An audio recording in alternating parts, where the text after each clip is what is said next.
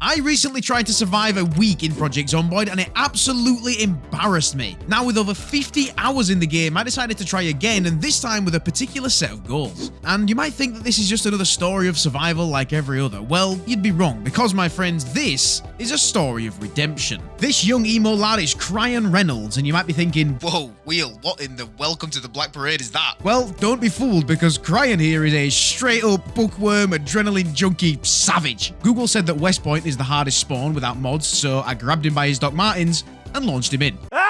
Cryan's journey began bright and early, so first and foremost, like a dopamine-addicted iPad kid, he just sat and watched TV, because who in the f*** wants to prep for the zombie apocalypse when you can watch Ainsley Harriet? Yeah, boy. That's right, Ainsley, yes boy indeed, because kinda like your mum, the first house I looted had a metal baseball bat inside it. Ooh, starting strong, okay. My first day usually consists of looting the surrounding area with the same desperation as a pre-flight airport and finding just enough stuff to make sure that I don't drop dead in the first day or two. That being primarily food, weapons, and first aid supplies. The only problem was, my spawn house had basically nothing in it. This meant that I now had to lace up the van's old schools, go out into the world, searching like a police dog sniffing for drugs, with the overarching fear of death dangling just above me as it patiently waits to teabag me into suffocation.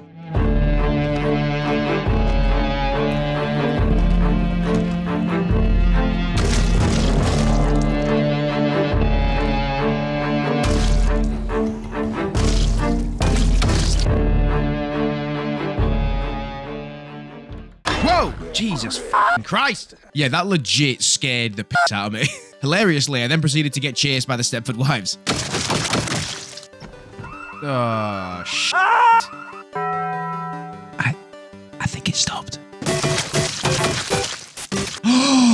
Is that a sledgehammer? I've heard about these. This guy has got no idea of the amount of brain damage he's about to receive. Whoa, one hit? I ended day one feeling like I had zombie killing skills only comparable to that of Mr. Kennedy himself. And my looting session had actually netted me some pretty decent stuff. Although this was only the very beginning of my week, I felt like I had just enough to go out and maybe not die.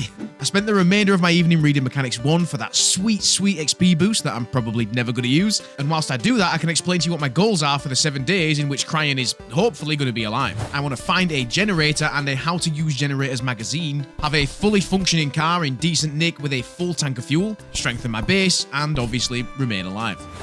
And with that being said, I went to bed. I started day 2 at 5:50 AM, just in time for the cooking show. Cryan sat there blissfully unaware of the absolute downright disorganized mess of a day that he was about to have. I decided that of all my self-set goals, the one that made the most sense to go for first was probably the car. This did, however, mean finding a car itself with a key that had a functioning engine and fuel.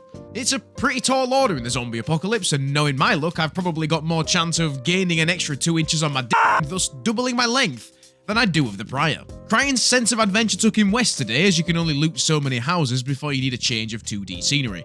Maybe a K up the road, I came to what I think is a school, and do you know what schools have? Children!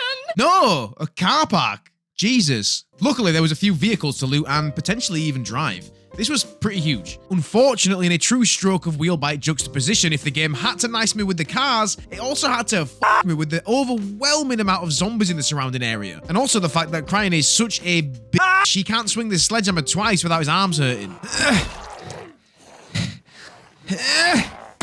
I edged myself around the side of the school to reach the car park at the back. There was a black van that I was looting, and just as I tried to get out and W key away, the engine started turning over. I guess I've got the key, which is nice. This meant that if I can find myself a jerry can and a rubber hose, I could siphon some fuel from the neighbouring cars, squirt the juicers into the van, and we might have a working vehicle on day 2, which is massive. There was a slight obstacle though, and by slight obstacle I mean go to the hospital and get that removed immediately. Why would you ever put that up there in the first place? Sized obstacle. It was the 400 zombies that were roaming the area, and I decided that if I was going to make it out of here with a car, Cryan at the very least was going to have to clear out the car park, so I loaded up my baseball bat and got swinging.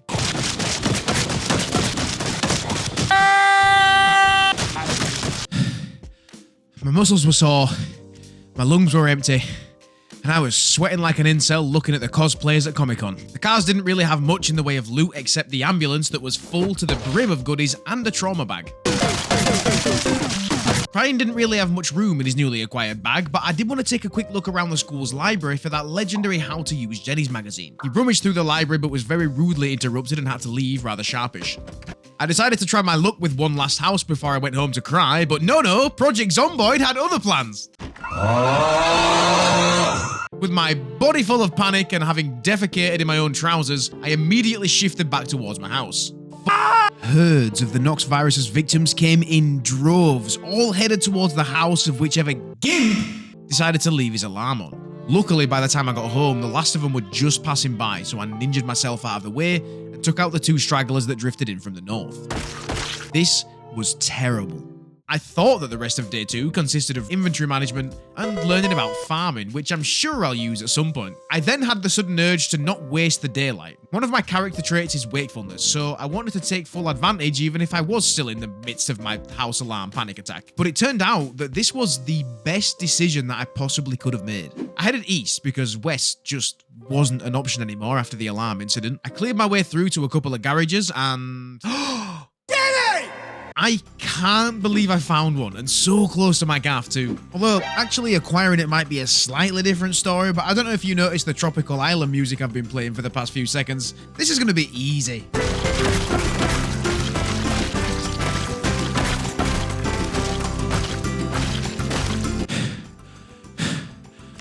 This was probably the most amount of zombies that I have ever killed in such quick succession in my entire PZ journey so far. And although it was terrifying, I felt like I was improving pretty fast. Once I finally got in there, I found that not only did this guy have a generator, he also had a rubber hose. This is f***ing ginormous. We've just found a generator, almost got a car. I don't know about you, but I'm rock hard.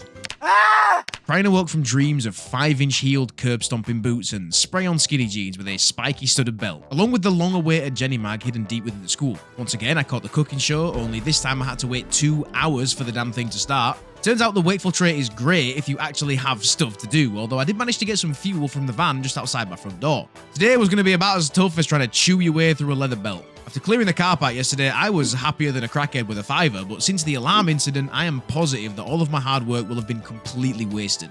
This obviously now means that if I want to go and retrieve the van with my newly acquired fuel, the chances are I would more than likely have to fight my way through yet another horde, which is a huge pain in the ass. Not 50 meters away from my house, I found 3 Zeds. This was already... not looking good, Bev. I stayed just off the main road in a Splinter Cell-esque attempt to avoid pulling any crowds.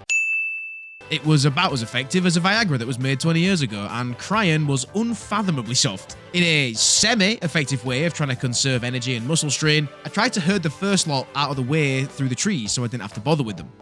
I achieved no such thing. Woo! Hopefully that was the worst of it. Okay, this is fantastic. I love this so much. Yeah, there was even more. Okay, ready?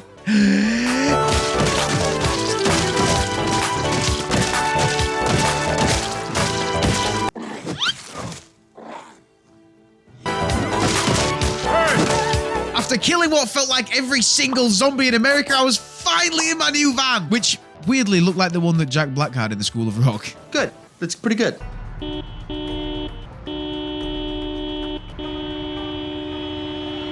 Oh yeah, I forgot about this complete whopper of an idea. I decided that I needed to loot the school, and in order to get all of the zombies away from the building, I guess I thought that I could just drag them all away by smashing the horn and circling the perimeter of the school like some kind of pedo. I made a quick pit stop back to where I stored my sledgy and grabbed all the skill books. I was rudely interrupted before I could get the actual hammer into my bag though, so it's gonna have to stay there for now, but we do need to come back for it. After some quick inventory management, I was back out on the hunt for more fuel, and where are all these damn zombies coming from? In an adrenaline-fueled rage, I decided that I was not going to end another day without looting the school. With a confidence boner and a severe lack of brain cells, I marched through the front door. Excuse me. I will tear this school apart to find what I need. I don't care if every zombie in West Point wants to have a go. I will... Oh, shit. I let them all out the back and picked them off as they drip-fed out. Until they broke the door down.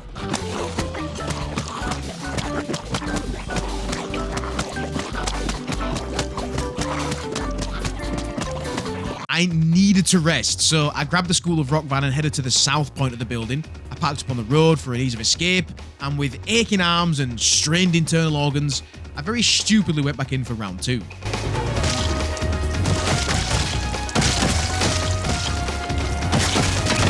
By 5 p.m, I was more f***ed than Riley Reid on a back-to-back shoot day, so I hopped in the whip, headed back, yet again, without the knowledge on how to use a generator. I'm gonna be completely honest, it took me like an hour and a half to get home because I got super lost, but I did find a police car with potential strap inside, which we'll come back to later. I got home, sorted my life out, read Carpentry 1, and went to bed, nervous as to whether or not the goal I'd set for myself was cut out for more experienced players and not noobs like me. After awakening from dreams of only sadness and death and my daily catch-up with Ainsley, I viciously consumed some of my signature steak, bacon, and garlic stir-fry. Just like the orphanage chef used to make. Ryan was adopted, in case you couldn't already tell. I tied my normie stomping boots and decided that today would be Operation Electric Avenue. It started to seem that the zombies I would find near my house every morning were getting closer and closer with each day, which was slightly concerning. As Cryan pulled back onto the driveway of number 69 to raid the garage, fast as me during sexy time, he was made overly aware that due to what is most likely just my weird look, the house was completely surrounded with as many corpses as Jeffrey Dahmer's backyard. Whoa, I really needed that generator. So...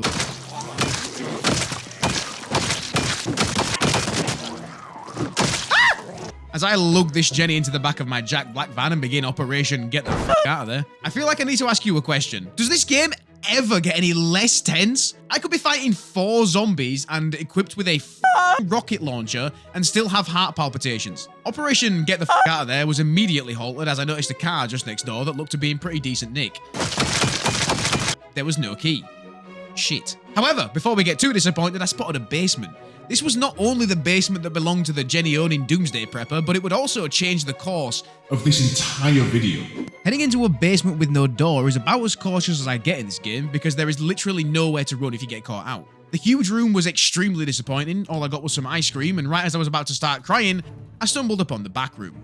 Met with a pile of dead bodies, I entered without hesitation. The bodies didn't really have anything special on them, so what the hell happened down here? And that is when I heard a noise. It wasn't the radio, so what was it? I better go check. Whoa!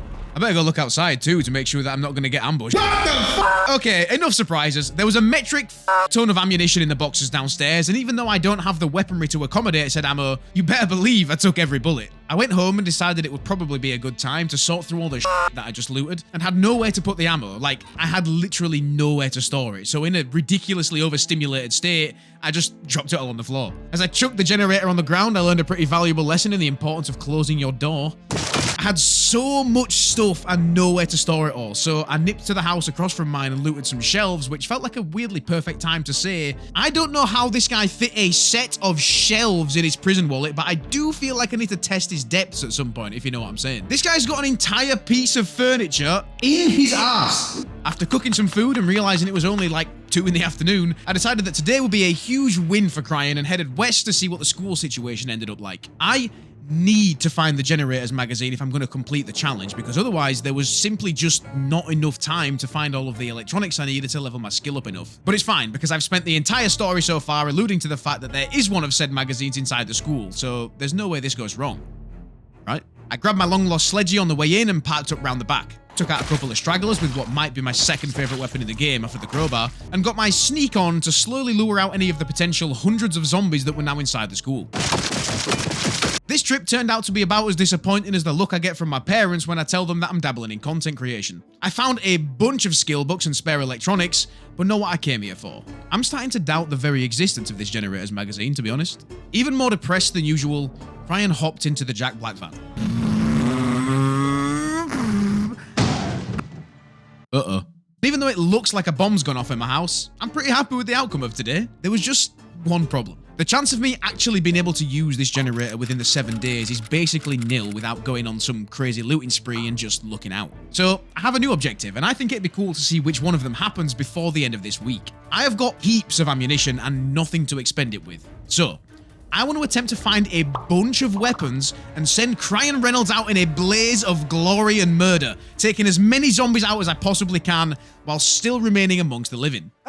I started day 5 by whipping up some more of the orphanage scran, but this time it was in a tray instead of a pan. My goal for today was entirely unclear. I'd love to have some kind of dramatized YouTube objective, but in complete honesty, I had no idea what to do. The one thing I did know was that after wrapping Jack Black's van around a tree, I was probably going to need a new car. And here is where we begin Operation Fresh Whip. I pulled up at the side of the road with my engine falling apart because I saw two vehicles. Ah! No keys. Keep moving. Shit. Continue on foot. Locked. Sneak. Kill, kill, kill, kill, kill, kill, kill, kill, kill, kill, kill, kill, kill, kill, kill. Locked. Smash. No key. Petrol. Locked. Smash. Also no key. Open. No key. Last one. Unlocked. Key. Yes. Kill. Dinosaur juice. Motion. Kill, kill, kill. As I delved further through West Point, I found a Zomboid that looked like Rhett from Good Mythical Morning and a police station. I headed through the front doors, trying not to be seen, and proceeded to loot the building. And listen, I know that the loot in this game is randomly generated, right? But can someone please tell me why? In the game, based in a country where the residents eat firearms for breakfast, there wasn't a single gun in a police station. A local carpenter's van had some planks, which will help with fortifying the base. And I found some split mint cars in Jesus' car park. Makeup? This is a woman's car. There's no way this thing has been properly maintained. Next, the door for this one was locked as well, so I smashed the window only to realize 4 seconds later that the key was about 3 feet to my right. Regardless of the window that had been smashed harder than the bingo gilf that just got a full house, this car was in way better condition than what I had, so it's coming with me. This car was found outside a church and will hereby be known as the Mormon Mobile. Although this car was a massive upgrade to the Jack Black van that I left to rot at the side of the road, the colour is kind of hideous. I spotted a sick looking pickup on the way home and was feeling just greedy enough to warrant stopping and checking it out. Okay, that was a minor f*** up. Let's not do that again. I decided it was best just to speed home and wait for the panic to wear off. This allowed me to sort the overwhelming amount of loot that I'd found and add some of the planks to one of the windows. Nailed it. Day 6 needed to be a busy day if Cryan's plan was going to be a successful one. I needed to loot like my life depended on it to either find a weapon or weapons that could expend the ammo that I'm storing in my house like a lunatic, or find a how to use generators magazine, which, let's be honest, isn't going to happen. So I'm going to need some guns. The first place that made logical sense to look was the police car that I made a note of a few days ago. It really wasn't as far away as I'd remembered, but if you can believe it, in a game about zombies, a bunch of zombies showed up. I shifted the car around the corner and got to work.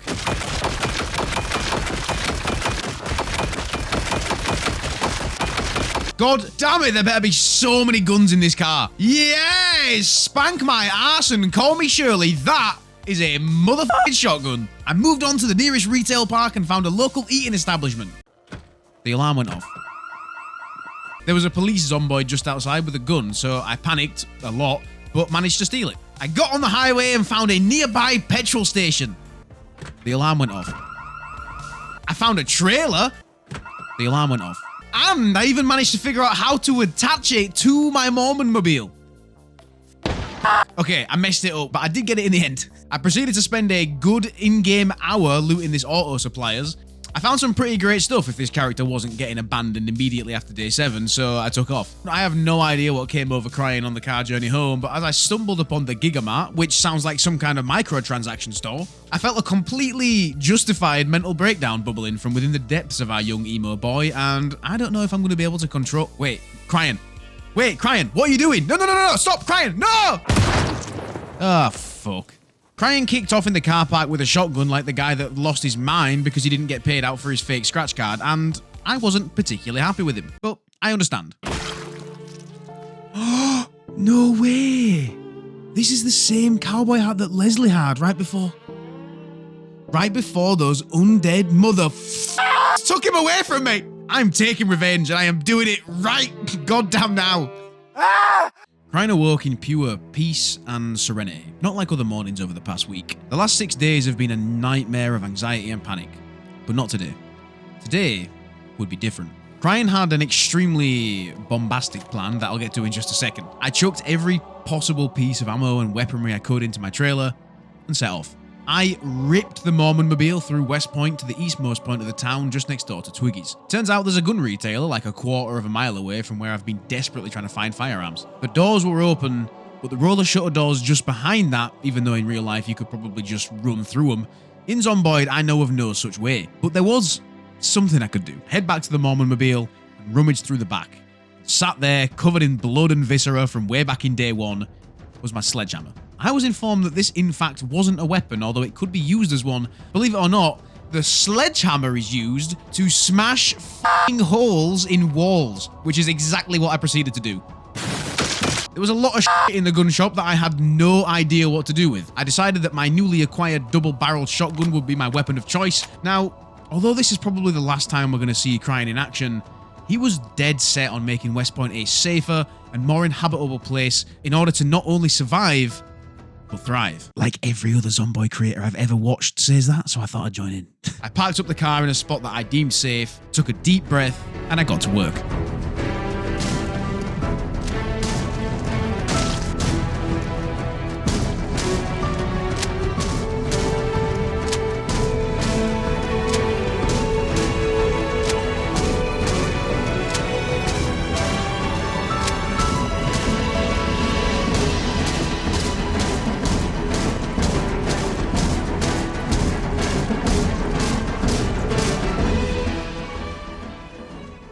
I took a short break after killing like 200 zombies to rest up, as Cryan's right arm hurt more than mine after being locked in my bedroom for days at a time.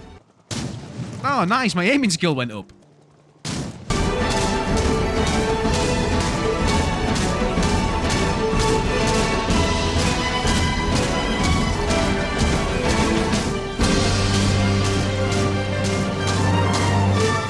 The day was slowly coming to a close, and my zombie kill count was so close to 500 I could almost smell it. If I was going to end Cryan's story without knowing how to use a generator, I might as well get him the 500.